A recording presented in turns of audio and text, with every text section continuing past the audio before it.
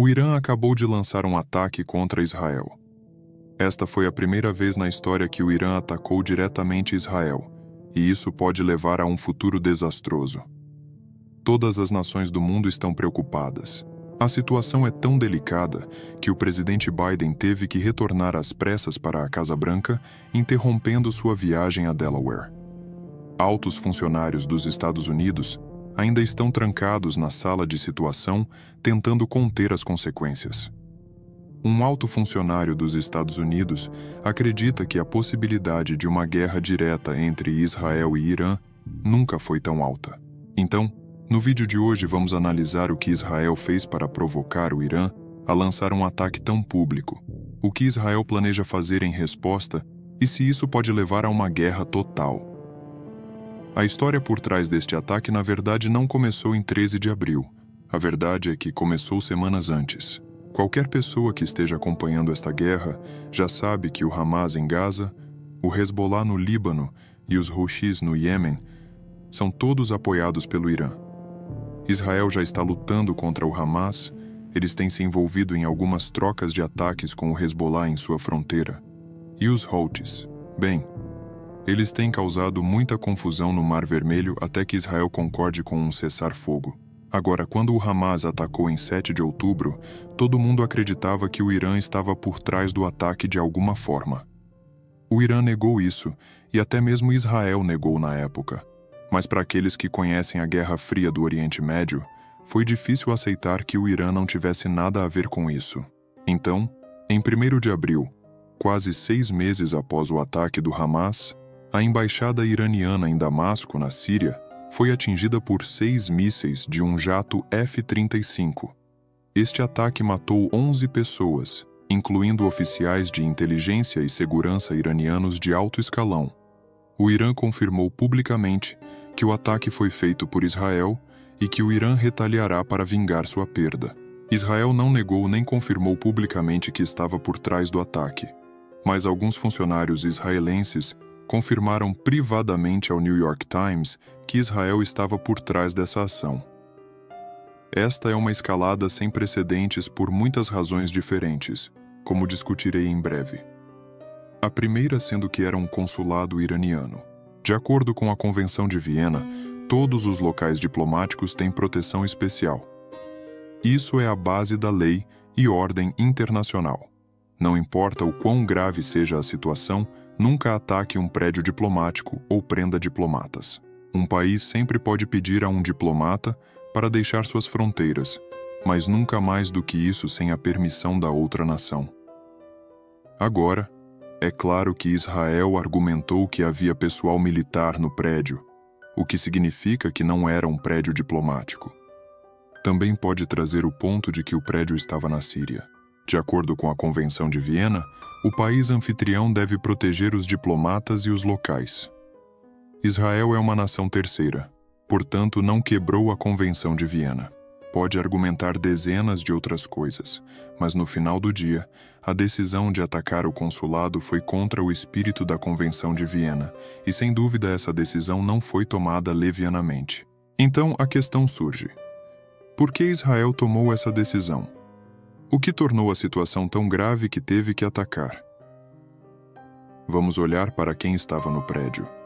Talvez isso possa responder à pergunta sobre por que atacar um consulado. O Irã disse que o ataque israelense matou o general iraniano Mohammad Reza Zahi, juntamente com seu vice, um terceiro general e outras 4 pessoas, incluindo autoridades seniores da Jihad Islâmica Palestina, que é afiliada ao Irã e também está lutando em Gaza. Zahed provavelmente era o principal alvo. Ele estava encarregado do relacionamento militar do Irã com a Síria e o Líbano, e é considerado o assassinato mais importante de um líder iraniano em anos.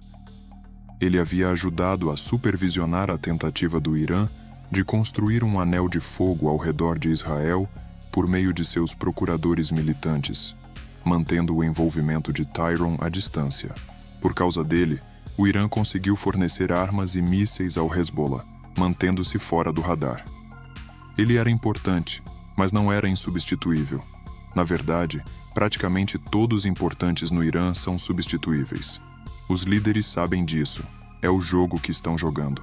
Os Estados Unidos mataram Soleimani há alguns anos, um grande golpe com certeza, mas o substituíram.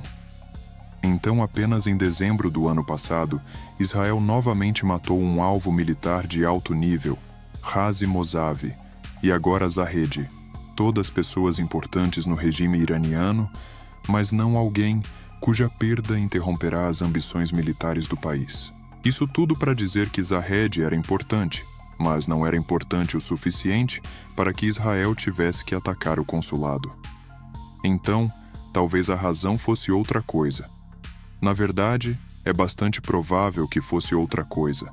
É aqui que os Estados Unidos entram na história. Os Estados Unidos têm sido um grande apoiador de Israel. Na verdade, ainda é um grande apoiador. Esse apoio tem enfraquecido um pouco recentemente. Os Estados Unidos se abstiveram de uma votação exigindo que Israel criasse um cessar-fogo, enquanto todas as outras nações votaram a favor da resolução. Agora, é claro que isso não foi os Estados Unidos indo contra Israel, mas a tendência provavelmente estava preocupando o governo de Netanyahu. Até agora, os Estados Unidos eram o único voto em apoio a Israel no Conselho de Segurança, e agora até isso parece estar indo embora.